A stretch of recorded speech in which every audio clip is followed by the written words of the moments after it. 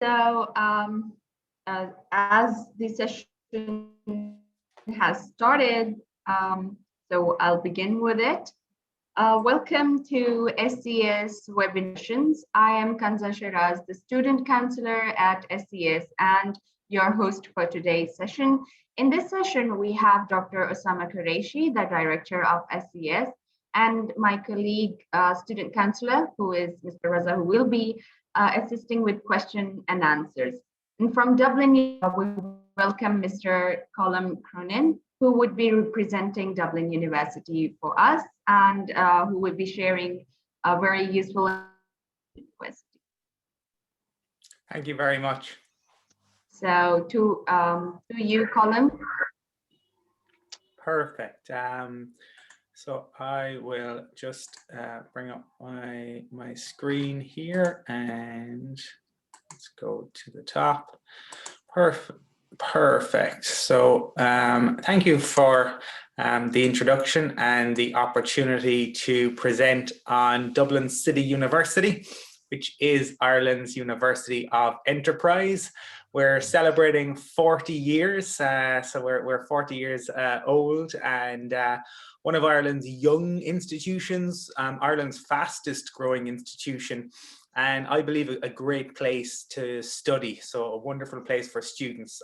For me, I suppose, whether you're investing in a bank or whether you are investing in your education, we all want the best return on that investment. And I think that DCU offers that to students. And over the course of maybe the next kind of 20-25 minutes, I'm going to talk to you about DCU and about what DCU has to offer. Just by way of introduction to me, because people may not know who I am Colm Cronin. I'm the Senior International Officer at DCU.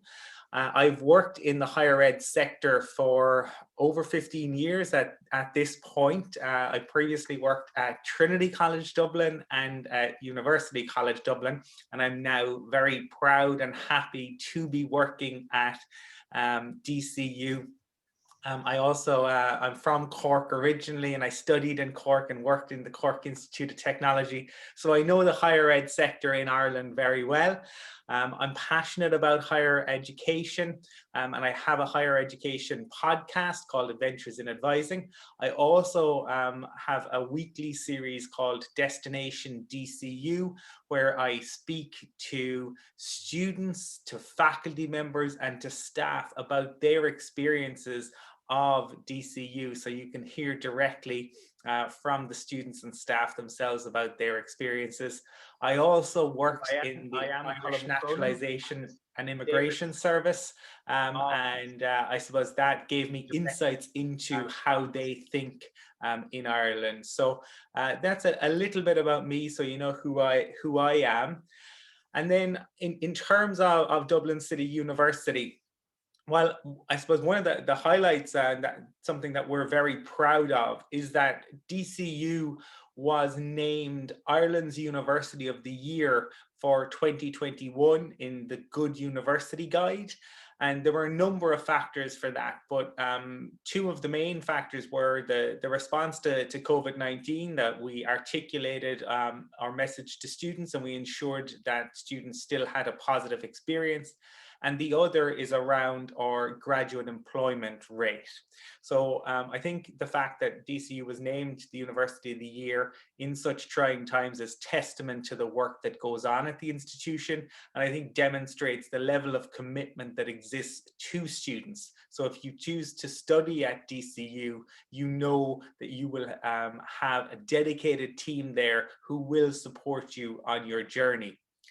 I mentioned the graduate employment rankings, and you can see that DCU was #1 in Ireland and #19 in the world. something we're very, very proud of. When DCU was founded 40 years ago, the cornerstone of the institution was to ensure that we produced well-rounded graduates who were ready for the workforce. And over the last 40 years, we have worked hand in hand with our industry partners to ensure that we produced graduates ready for the workforce. So all our courses are tailored to working with our industry partners, producing graduates with the graduate attributes that those industry partners want. Our undergraduate courses have what's known as intra, it's a work placement, and our postgraduate programs have a practicum element. So all of our master's programs, they're only 1 year in Ireland, and they have, as part of your final project, you work with a company on a kind of a consultancy report. And it means that when you graduate, you have the beginnings of a portfolio. And I think that is one of the things that makes our graduates so sought after in relation to that piece that you see on the screen about being number 19 in the world for graduate employment rate. So I think of all the hundreds of thousands of institutions, we're number 19. I think we can be justifiably proud of that. And I think that you can know that, again, if you choose to come and study in DCU, this is what you can look forward to. So then to move on in terms of what we offer, I can't go into all our courses today. I can certainly in the Q&A at the end, I can talk a little bit about specific courses, but really we have a vast array of courses.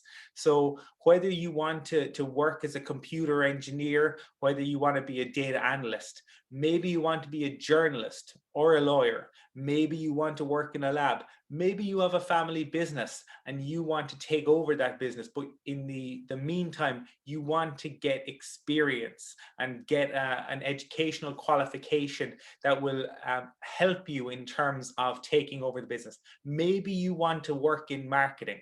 Whatever it is, DCU has something to offer you.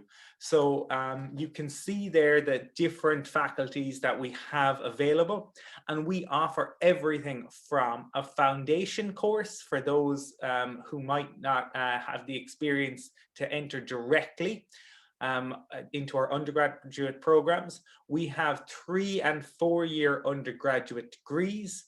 We have 1-year taught master's programs, and we do have PhD programs.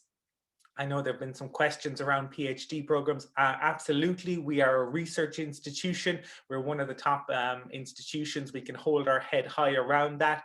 But PhD applications in Ireland work a little bit differently because you have to find a supervisor. So you work directly with the supervisor. You don't work with the international office. So if you're interested in the area of, say, electronic engineering, you would look at the faculty members who are interested in electronic engineering, and you would reach out to those with a proposal and work with them. For foundation, for undergrad, and for master's programs, the applications go through the international office. So we are a comprehensive university, and we have a full suite of programs available to you. So whatever it is that you are interested in, it's very likely that at Dublin City University, we have something that will appeal to you.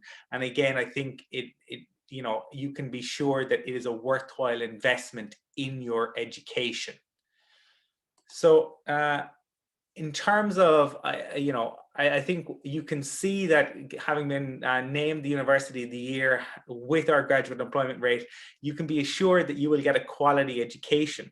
But one of the things that we also look to do is I talked about well-rounded. You've heard me mention that term a couple of times.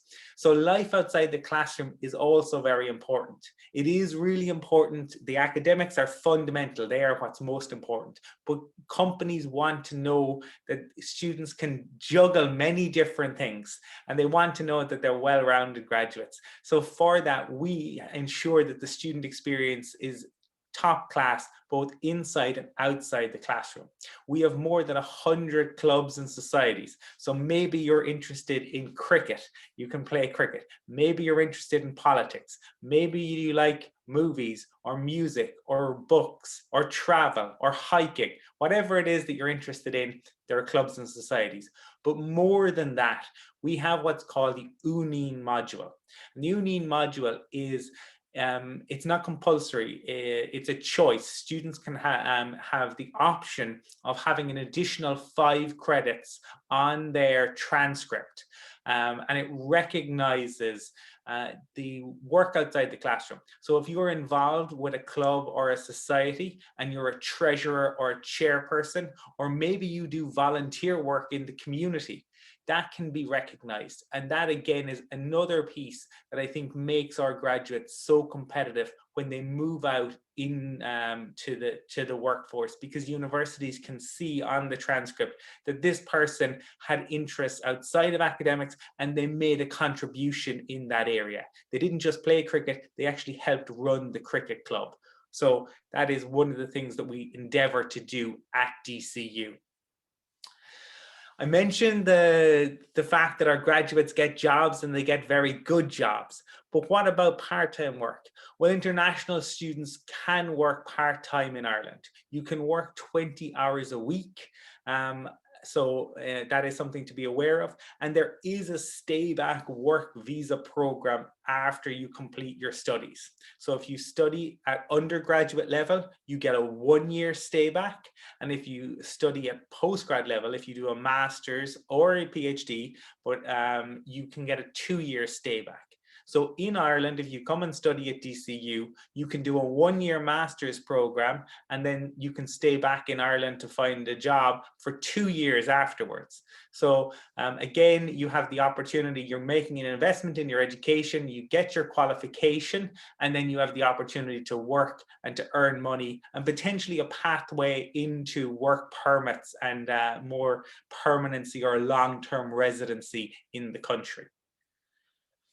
So Dublin is known as the Silicon Valley of Europe, and we talk about the Silicon Docks. And in front of you, you can see some of the companies that are based in Dublin. And they don't just have offices in Dublin, they have their European headquarters in Dublin.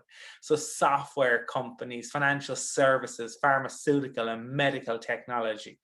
And these are all companies that have actually grown during COVID. So I'm talking to you, I'm in my living room here in Dublin, and I'm talking to you via Zoom.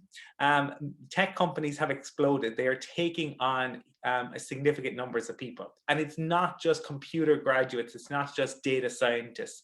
Tech companies are taking on graduates from law, graduates from public relations, graduates from communications, business graduates. They take on all sorts of graduates because they work in all sorts of areas. Google do more than just search engines. So people have the opportunity to have many different opportunities, and you can see around financial services. So Brexit happened and the UK left the European Union. And now if the UK wants to trade with the European Union, there are trade barriers. So what did companies do? They set up offices in Dublin in order to get around those trade barriers. So I was reading yesterday that Ireland and Dublin, we have more financial services companies set up in 2021 so far, when we're only just into March, than any other country in the world. That has been the impact. So Brexit has inadvertently been a good thing for Ireland because companies need to still trade with the EU. How can they do that? They have a base. Ireland is English speaking, so it's very easy for them to set up in Ireland and be able to have that free trade within the European Union.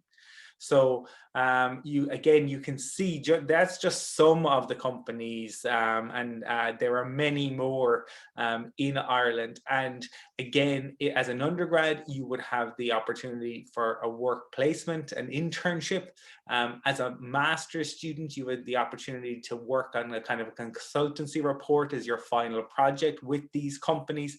And then after you graduate on that stay back visa, you have the opportunity to work full time for a year or for 2 years for after a postgrad program, and to work with many of these companies. And many of these companies have graduate programs, 1 year or 2 year graduate programs that may lead in the future into a work permit. So that's just some of the companies that we have in Dublin. And Dublin, if you don't know much about it, it is a safe, friendly and welcoming city. You'll see the words there, Céad Míle Fáilte, and those are Irish words, and it means 100,000 welcomes. So we're a very friendly place. Dublin is regularly named as one of the safest cities in the world. And it's also the gateway to Europe. So we're located, there are Ryanair flights that you can get to London, to Paris, to Barcelona, to Rome. So the opportunity to travel. The nice thing about Dublin, by Irish standards, it's a large city. The standards of maybe Pakistan, that might not be the case. It's a city of about 1.4 million people. And it's a cosmopolitan city, it's a young city, it's vibrant, there are lots of things happening. It is that tech hub that I mentioned. But if you get on public transport, you can be by the sea or you can be in the mountains in just 20 or 25 minutes. So at weekends, I tend to do a lot of hiking. I get out of the city. I have all of the advantages of living in a city, but I'm still able to get out into the countryside. So it's a really nice blend, and it makes for a great living environment for students, that they have the opportunity to take advantage of a European capital, but still be able to access the countryside. So it really is a great city for students to study in, to live in, and to work in after they graduate.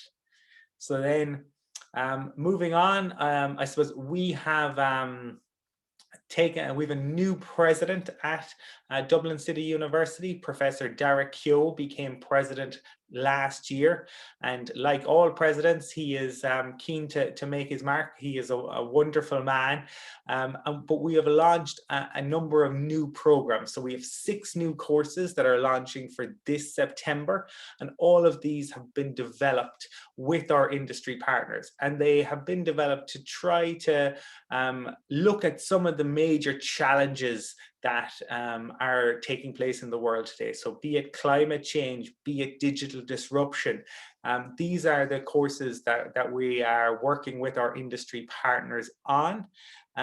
And we are constantly looking to develop new courses. DCU is constantly evolving, constantly working with partners. So we're never standing still. And the other piece there, so Team DCU is a new initiative where they have worked to really bring the student voice to the fore. So across our social media channels now, Team DCU are on Facebook, they're on Instagram, they're on TikTok, they're on all of the different platforms, and you can hear directly from students about their experiences at DCU. It's content made by students for students. And I think that's important to note. In terms of applications, well, you would work with the agency, but there are more information we can make available to you depending on what area you're interested in. As I said, for applications for foundation, for undergrad or for masters, they go through the international office. PhD applications, they go directly to the supervisor and to the graduate studies office. Scholarships, there are scholarships available. We have a merit scholarship of €2,000. It's assessed at the time of application. There's no separate application form that you need to complete. There's no box you need to tick. that is automatically assessed, and if you are deemed worthy of the scholarship, they let it be known to you in your offer letter. So you get that if you get your offer, you will know whether you got the scholarship or not. There is a Government of Ireland scholarship, and that is in place at the moment. It is open at the moment. The Government of Ireland scholarship is open to all international students coming to Ireland. DCU students have been very competitive in that process, but it is a competitive process. They make 60 scholarships available. The scholarship covers full fees and a €10,000 stipend. But in order to apply for the Government of Ireland scholarship, you must hold an offer for an Irish institution. You cannot apply for the Government of Ireland scholarship without an offer. So if you hold an offer for DCU, you can apply for the Government of Ireland scholarship, but it's a separate body who judge that. It's not DCU. But as I said, our students have been very competitive within that process, but it is separate. So DCU has partial scholarships available of €2,000. The Government of Ireland has full scholarships available, but there are only 60 of them for the entire country, and you must hold an offer. And the application date for the Government of Ireland scholarship, that will close on the 26th of March.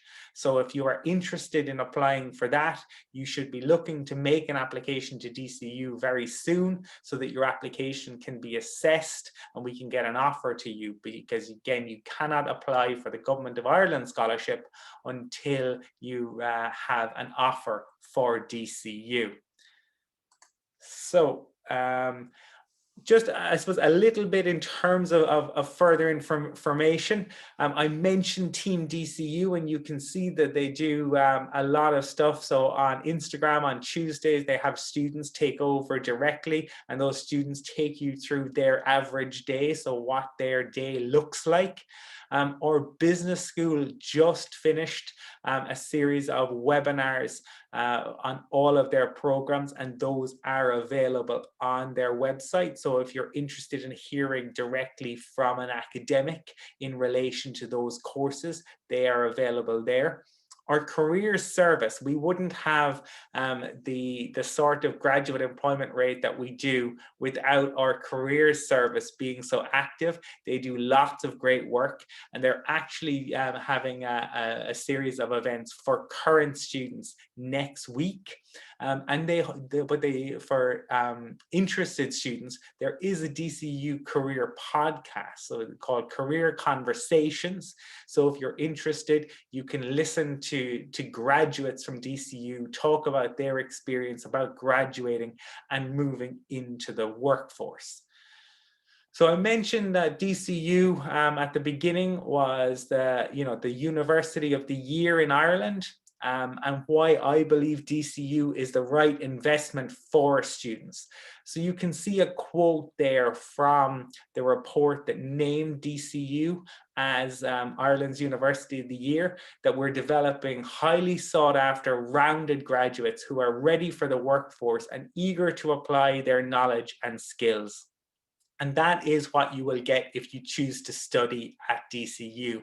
You will get a world-class education that will prepare you for the workforce, so that when you graduate, you are ready to hit the ground running and move into the career of your choice. So that is covers a lot of the information that I was looking to get to you about DCU. You can see contact details there. We're on the website. You can email us, international.office@dcu. We're on Twitter. We're on Facebook.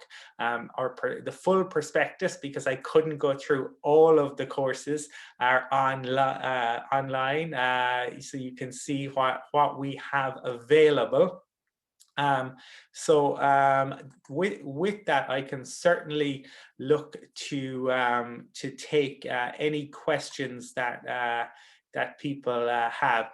So I can see just I suppose in relation to, there is a question around the criteria for scholarships. So it's a little bit different for two different things. So the DCU scholarship is entirely based on your academic history. So if you are applying as an undergrad, they will look at your high school transcripts. If you are applying for a master's program, they will look at your undergraduate transcripts. They usually look for a minimum of, for master's level, you're looking at a minimum of 70% at undergrad. So you're looking for a first class undergraduate degree in order to be eligible. And that would be from a top class institution. For a merit scholarship for an undergraduate program, you'd be looking for about 85% or above in high school. So you're looking for really top. For the Government of Ireland scholarship, as I mentioned, you have to hold an offer from an Irish institution, and then it's a little bit different. They look at a number of different factors for the Government of Ireland scholarship. We don't judge this, so I'm kind of giving you what is available. They will look at academics, certainly. They want good quality students, but they will also look at extracurriculars. So they will look at what you have been involved in. Are you maybe involved in sports? Are you involved in society? Are you involved in volunteering? Those are the types of things that they will want to see. At DCU, entirely academic. For the Government of Ireland, usually they look for your offer. They again will look for transcripts to see what kind of student you are, and they ask you to complete, I believe it's maybe 3 or 4 questions to kind of outline your background, why you're coming to Ireland, and why you feel you would be a good fit for the scholarship. So hopefully that has offered some clarity to you in terms of what the different scholarship bodies look for in their processes. Thank you, Colin, for that. I think there are some other FAQs from the students which they are asking time and again at the moment. One is the 2021 acceptability of the English language course. As you know, Duolingo test has been accepted. The students want to know if that will continue to be accepted by the DCU this year intake. And also there were some questions about the when is the, as you know, the lockdowns are there in Ireland. So when, if there will be any change in the universities will be allowed to open for face-to-face teaching?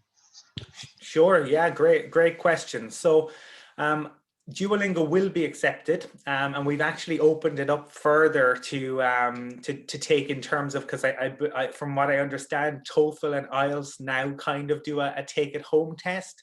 So we will accept both of those. For IELTS and TOEFL at home, the visa office, I haven't confirmed whether they will, but the visa office will accept Duolingo also. So for 2021 intake, for students who are wondering, because I know that some of the IELTS test centres are still closed, Duolingo will be acceptable both for DCU and for visa purposes. So, and I hope that is something, now that it has been in place for 2 years, my hope is that will, that has been now embedded and that it will continue throughout the rest of, from this moment forward. But we have to wait and see. But I think when you have something embedded for 2 years, generally it tends to stay. In terms of the university and what next year will look like, the hope is that next year will be face-to-face. And I think the university will endeavour to do that. Some of the smaller programs could potentially be online, I suppose, just because they might not be sure. But say something like computing, which is one of our big intakes. The hope is that that would be, if needs be, a hybrid sort of approach, so that the big classes, I'm talking more at undergrad level. So at postgrad level, we never have more than 35 students in a particular program. So those students could potentially meet. But for undergrad programs where you might be talking the big lectures of 100 students or more, I think those types of lectures might be done via Zoom. But then the smaller classes would be done in person. So I guess a lot will depend on the vaccine rollout that has begun to happen. We now have the first actual mass vaccination center was set up on the DCU campus. It opened a few weeks ago. So we're beginning to see the vaccine rollout. As long as that continues, that will aid things greatly. We certainly want to get back to a position where we have students are having that on-campus experience. Like ordinarily at weekends, as I said, I go out hiking. I do a lot of hikes with international students because it's a great way to introduce them to Ireland and to each other. I haven't been able to do any of that. I miss that and I want to get back to it. And I know that that's what DCU wants to do. But we'll always be guided by public health. I think we will probably have a better idea of what the year will look like probably by the end of April, because we'll be kind of 10 weeks into the vaccination program at that point. We'll really know where things are headed. So I would say by the end of April, we should have a better idea of exactly what it will look like. But the hope across the university is that it will be much more of an in-person, and that as much teaching as possible would be in person.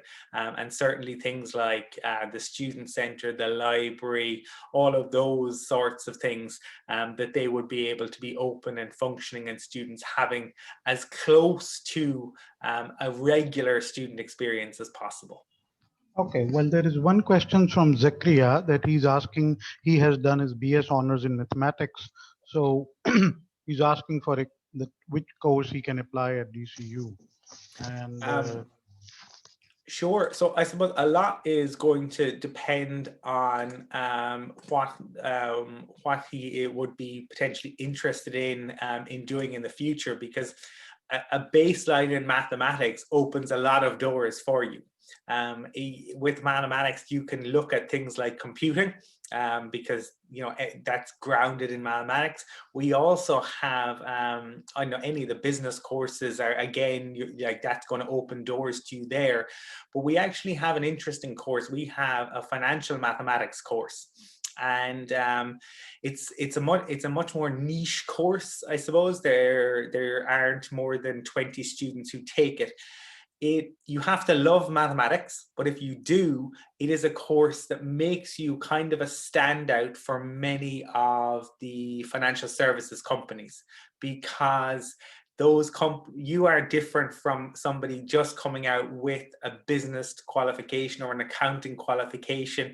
You're a pure mathematician, and those companies love those sorts of graduates because they can run stats, they can run equations, they can run future predictions.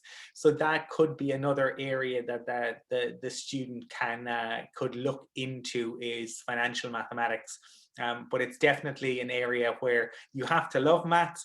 If you do, it can be quite a fun and interesting area. okay, Colin, one other which many students ask us about the pathway programs. Do the DCU offer any international foundation or pre-masters? Because some of the students are not eligible to direct entry due to the, their English scores or something like that. Yeah, so I suppose good news on that, though I'll have to get you full information. So DCU has actually changed this year. We used to work with an educational partner to provide our foundation program. That is no longer the case. We are bringing it in-house, and we are going to offer the foundation program ourselves. It's something actually when I was working at Trinity College that Trinity did. They did the same thing. They used to work with an educational partner, and they brought it in-house. We feel it will give the students a much better experience and a closer experience, and that they will really be part of the DCU family. So even if they're doing a foundation program, they will be a DCU student. The details on that are still being ironed out. I am hoping that I may have more details we were hoping potentially by the before St. Patrick's Day, but I don't think that would be the case. It might well be closer to the end of the month. But yes, we do offer an international pathway program, but I will get full details to you, I hope, by the end of the month. That will be for both undergrad and postgrad students? Yes, I believe so, but for my understanding on it is though that they will only offer year-long programs. So they won't offer the single semester programs, but it should be available to both UG and PG, but it will be a year-long program. That we do have pre-sessional English courses as well. So if English is the only issue, there are pre-sessional English courses that are 10 weeks or 5 weeks in duration that students can take. So if it's only English, that is something that we can look at. And we actually have a webinar on that coming up on the 16th of this month of March. So if students are interested and wondering about that, that is certainly an option that would be available. Okay, secondary question to that for the pre-sessional English, because we were told by the Irish government visa processing is this, that for the English language student, they are saying that it is not I mean, they are saying that the students applying for the degree program, they can apply the student visa and enter the state. But for the English language, at the moment, they can study online and something like that. Do you have any knowledge on that? We actually have a piece with the immigration authorities for that. That is for full-time English language. This would be the shorter term programming. I believe that is okay. I want to double check on that, but my understanding, yes, so the English language sector in Ireland, they've kind of pressed pause on students coming to Ireland for that. But for this pre-sessional programs, the students are coming, they have the offer for the degree or the master's, and they're doing they're only coming to do the English because they hold that offer. They're not just doing English and only English. They're saying, okay, I hold an offer to do a business degree. It's dependent on me, getting my English up to this level. But if I get that to that level, I will continue studying in September. Yeah, and one other question asked on the Facebook was about the fee payment. As you know, the university's fee is there, but the students will continue be required to pay full fee in advance, or they can pay a deposit and then start the university? As things stand, for the visa requirements, students must pay a minimum of 6,000. And then again, as things stand, they have to pay the remainder before they start. That is the university policy at the moment. I know that we were seeking guidance on it to see if there might be flexibility.